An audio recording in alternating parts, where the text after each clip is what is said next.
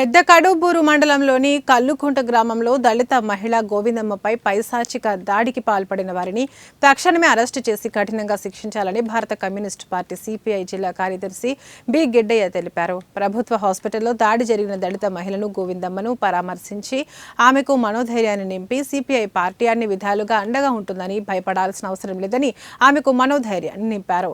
అదేవిధంగా జిల్లా SP, collector స్పందించి పైశాచిక దాడులకు పాల్పడిన వారికి సహకరించిన వారిని తక్షణమే అరెస్టు చేసి వాళ్లపై క్రిమినల్ కేసులు నమోదు చేయాలని వారు డిమాండ్ చేశారు.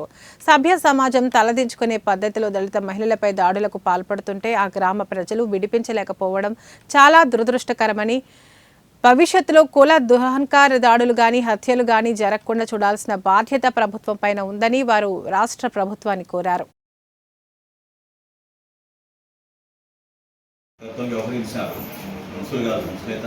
మా అబ్బాయి వాళ్ళ అమ్మాయిని పెళ్లి చేసుకున్నాడు. కొన్ని సాకులలో మేము మాడుగోళ్ళు పెళ్లి చేసుకొని అయిపోయి 6 నెలలు 7 నెలలు అవుతుండదు.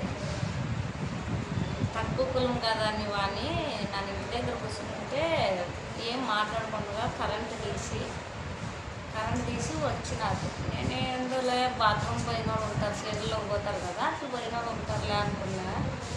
ఒకేసారి వచ్చి కాళ్ళ చేతులు పట్టుకొని కొట్టుకుంటూ ఈడుచుకుంటూ వాళ్ళ ఇంటి దగ్గర తీసుకుపోయారు.